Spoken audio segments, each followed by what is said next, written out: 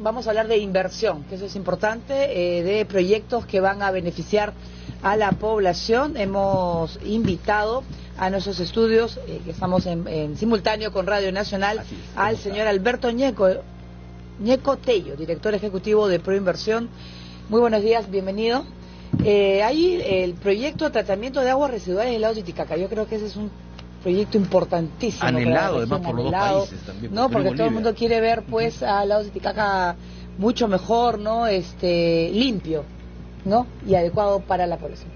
Así es, buenos días. Es verdad, el día 29, el día lunes, dimos la buena la adjudicación del proyecto de planta de tratamiento de aguas residuales del lago Titicaca. Se trata de 10 plantas alrededor del lago, 6 para diseño y construcción y 4 que el Estado está terminando de construir para operación y mantenimiento. Estas 10 plantas que involucran a una inversión de alrededor de, referencialmente el Estado esperaba que fueran 860 millones de soles, eventualmente lo que hemos obtenido, lo que se ha obtenido a través del concurso es una oferta económica de 600 millones de soles aproximadamente, o sea, se genera un ahorro para el Estado, pero lo más importante es el efecto que estas plantas van a tener para la población. Alrededor de 1.200.000 personas viven hoy alrededor del lago Titicaca y ya hay problemas serios de contaminación en el lago porque las aguas residuales, es decir, las aguas de los desagües, van directamente al lago o pasan por muy poco tratamiento. Estas plantas van a permitir que el lago recupere su capacidad natural de descontaminación y de esta forma coadyuvar a la limpieza del lago. Hay diversos beneficios que se van a generar para la población en términos medioambientales, por ejemplo, pues claramente la descontaminación del lago, el tratamiento de las aguas que hoy no tienen ningún tipo de tratamiento y el mejoramiento de las plantas que hoy día existen pero que no están dando el servicio adecuado. En términos económicos esto va a abonar para que haya mayor actividad económica, sobre todo alrededor del turismo, porque al descontaminar el lago va a haber mucho más atractivo turístico, y en términos de las condiciones de salud, obviamente, porque hoy se generan muchos malos olores, hay mucha contaminación, hay insectos. El desagüe va directamente a esa zona, pues. En casi 6 o 7 de las localidades, sí, así es. Y en las otras 3 que pasa por una planta, estas plantas prácticamente no tienen mantenimiento y ya pues casi no le hacen nada al agua antes de llegar al lago. Un consorcio mexicano es quien se ha adjudicado la concesión. Correcto. ¿Cuál es el plazo, digamos, para mejorar, para descontaminar el lago Titicaca y poner en marcha estas plantas? Es correcto. El plazo, digamos, nosotros luego de la adjudicación lo que se tiene que dar en los próximos 3 meses es la firma del contrato. Luego de la firma del contrato nosotros deberíamos estar llegando en febrero del 2020 con el inicio ya de la primera etapa de las obras, porque entre la firma, que es en julio, y febrero se tienen que terminar los estudios técnicos ya a cargo del concesionario. La primera etapa del proyecto es la construcción de los colectores, es decir, el recojo de todas estas aguas servidas en donde no existían estas redes de distribución. Nosotros esperamos que para febrero del año 2023, agosto del año 2022 se deban ya poner en operación las plantas y las estimaciones digamos, técnicas alrededor del proyecto indican que la bahía del lago, que es la parte que está más contaminada, debería de comenzar a descontaminarse entre 5 o 10 años, ¿no? Pero ya por un proceso natural de descontaminación. Hay otros proyectos que se podrían generar alrededor de para acelerar ese proceso, como sería la limpieza de los lodos, la limpieza de residuos dentro del mismo lago, pero que ya serían adicionales a lo que este proyecto va a permitir es que se detenga la contaminación que se está virtiendo hoy por hoy. Eso está muy bien. Estaba leyendo que es una modalidad, es la primera de iniciativa privada cofinanciada. ¿Qué significa eso? Es correcto. La modalidad de iniciativa privada cofinanciada, en realidad la novedad acá es la parte privada, ¿no? Bueno, normalmente hay iniciativas cofinanciadas, que quiere decir que el Estado subsidia completamente el proyecto y acá quisiera subrayar esto porque este ha sido uno de los factores más controversiales en la región cuando hemos hablado del tema. Esta iniciativa no se alimenta de la tarifa, o sea, no afecta a la tarifa de agua que pagan los usuarios en Puno. La tarifa de agua tiene una dinámica propia, que es un tema que ve la EPS o el municipio del ministerio, pero este proyecto en sí no se nutre de los recursos de la tarifa, por lo tanto es completamente cofinanciado, es completamente subsidiado por el Estado. Ahora, la novedad es la parte privada, porque esta es una solución que propuso en un inicio una empresa privada y con eso el Estado toma esa iniciativa y le da la forma que necesita para poder avanzar. Es la primera que sale, que hemos adjudicado desde el 2014 cuando se creó el sistema. Porque está leyendo, son 59 proyectos pendientes. Son 59 proyectos proyectos por más de 10.000 millones de dólares que tenemos en los próximos 3 años.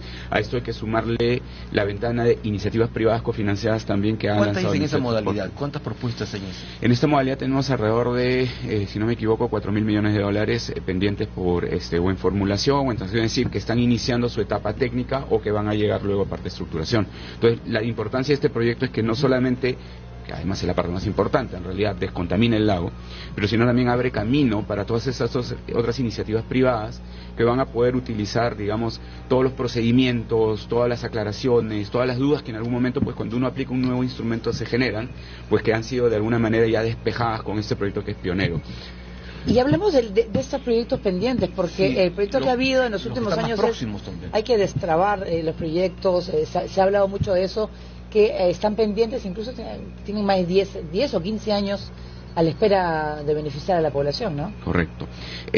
Bueno, aquí aclarar un poco el rol de proinversión. Proinversión al final es un mecanismo de procura, es un mecanismo de licitación. Nosotros recibimos mandatos de los ministerios que nos dicen necesitamos licitar este proyecto, nosotros lo licitamos y luego que tenemos ya un privado, como es este caso FIPASA, se lo devolvemos al ministerio una vez firmado para que lo ejecuten. Pero aún así, en ese sentido, nuestra labor aquí es crucial para poder lograr los contratos. Proyectos que hemos venido destrabando, o sea, desde que asumimos la dirección ejecutiva pudimos adjudicar el proyecto de Michiquillay, que era un proyecto que llevaba mucho tiempo en cartera, la modernización y ampliación del puerto Salaberry, que también llevaba mucho tiempo en cartera, ahora y las que vienen. En este año, por ejemplo, vamos a adjudicar el ferrocarril Huancayo-Huancavelica, que es un proyecto largamente anhelado por la población. Es una zona donde, francamente, pues es muy necesaria las soluciones de transporte e integración para que justamente estas poblaciones puedan ver desarrollo económico en términos de turismo, en términos de... ¿Es el tren Macho? Ese es el tren Macho, ¿no? Que ya no va a ser tan macho, ya no va a ser macho en el sentido en que ahora sí vamos a saber cuándo sale y cuándo vuelve, ¿no? Porque antes se le decía tren macho porque salía cuando quería y volvía cuando podía. Claro, bueno, y eso es importante. ¿Y qué otros proyectos hay, por ejemplo?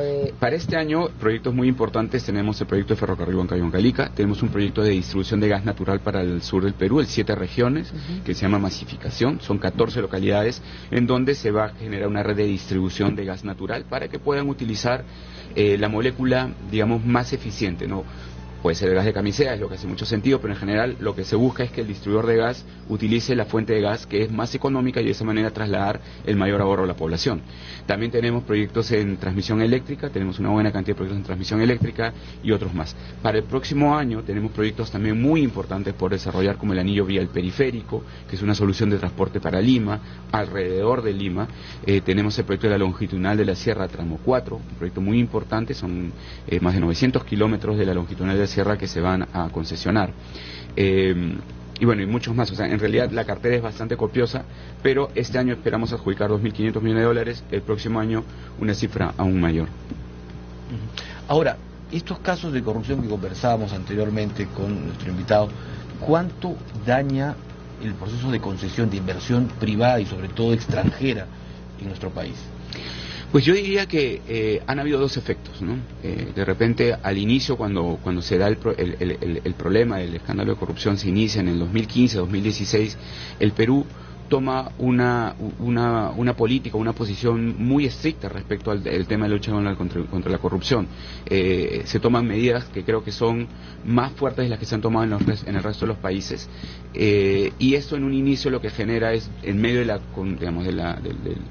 coyuntura política y esto, es que durante el 2015, 2016, 2017 se generan pocos encargos, ¿no? Mientras las entidades públicas se reinventaban internamente y veían cómo se generaban estos procesos, pues estos encargos que luego llegan a Proinversión durante un tiempo no se dan, y por eso es que un poco la cartera de proyectos que vamos a adjudicar este año próximo, yo sinceramente creo que no está al nivel de la capacidad de lo que podemos manejar. Pero que hay que volver a analizar todo, ¿es como volver a foja cero?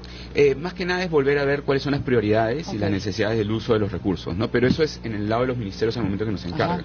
Ahora, el otro tema que se ha generado pues es que obviamente este tema, este reacomodo de piezas, en realidad lo que nosotros vemos es que ha abierto muchas oportunidades para la inversión. Muchos inversores que probablemente eran conscientes de los problemas que habían en la época de Odebrecht, en la etapa de las empresas brasileras, hoy día ven un mercado abierto, ven un mercado limpio, ven un mercado con reglas de juego mucho más claras, ven un mercado con un Estado con una intención mucho más clara de fiscalización y de transparencia e integridad.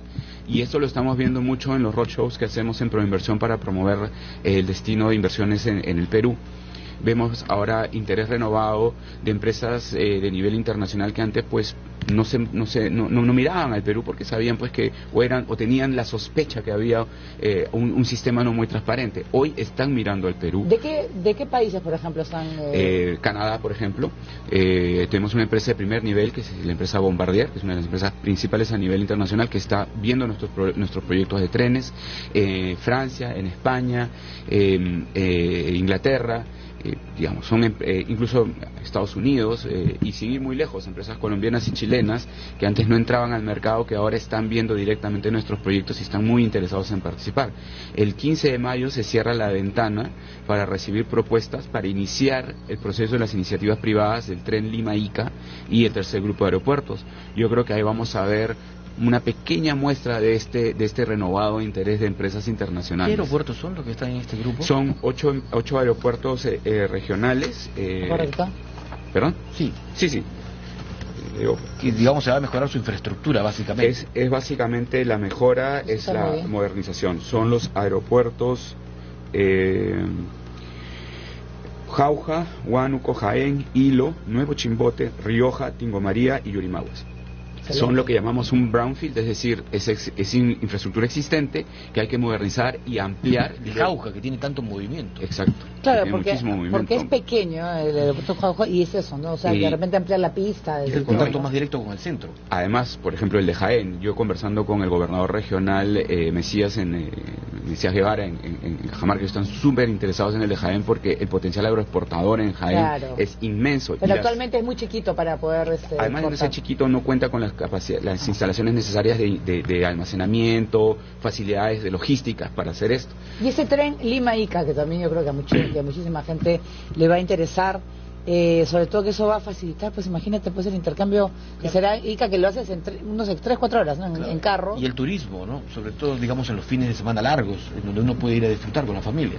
Además de desconcentrar un poco el tema urbano en Lima, ¿no? O sea, en otras ciudades en el mundo nosotros vemos lo que se llama el commuting, o sea, hay gente que vive fuera de las urbes, en zonas residenciales, pero que como hay medios de transporte que permiten una ida y venida mucho más rápida, pues eligen vivir fuera de las ciudades.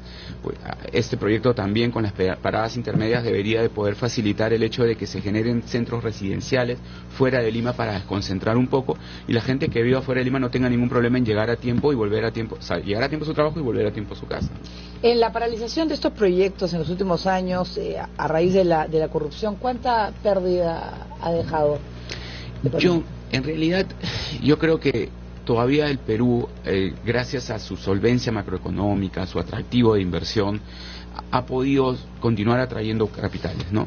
Lo que podemos haber visto es una ralentización probablemente en la generación de nuevos proyectos. No hay que olvidar que la brecha de infraestructura en el Perú está calculada en 160.000 millones de dólares. Esos 160.000 millones de dólares nos pesan a todos los peruanos porque o nos restan calidad de vida o nos restan capacidad logística para generar mayor productividad y mayor crecimiento económico, ¿no? O sea, no se ha perdido tiempo, o sea, en los últimos años, bueno, a raíz de todo lo que ha sucedido con Odebrecht, por ejemplo. Toda demora, toda postergación siempre es una pérdida de tiempo y un costo de oportunidad muy grande para la población. Nosotros como funcionarios públicos estamos comprometidos en lograr que eso se recupere lo antes posible. Pero la imagen del sistema jurídico o judicial peruano está muy bien afuera. Por ejemplo, en Colombia, en México, en Francia hablan muy bien de los reportes internacionales. Esto de alguna manera, las acciones que se ha tomado de sanción inicial contra los implicados, de alguna manera hace que pueda mejorar mejora la percepción de lucha contra la corrupción. Sin duda. Yo acabo de regresar a participar en un foro en Colombia y hablaba en el foro con diversos inversionistas de otros países y claro, ellos me decían que para ellos es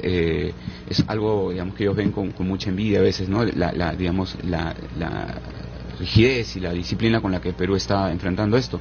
Pero adicional a esto, yo creo que hay que sumar que el Perú no es uno de los pocos países que a sus contratos de inversión les incluye unas cláusulas de resolución de conflictos muy específicas que permiten al inversionista incluso ir a resoluciones arbitrales fuera del Perú, en cortes internacionales o incluso en cortes nacionales. Eso pues, sobre todo para el inversionista que viene con miles de millones de dólares y nunca ha estado expuesto al sistema peruano, le genera una confianza adicional. ¿Las obras de la Municipalidad de Lima también pasan por ustedes? No pasan, ¿no?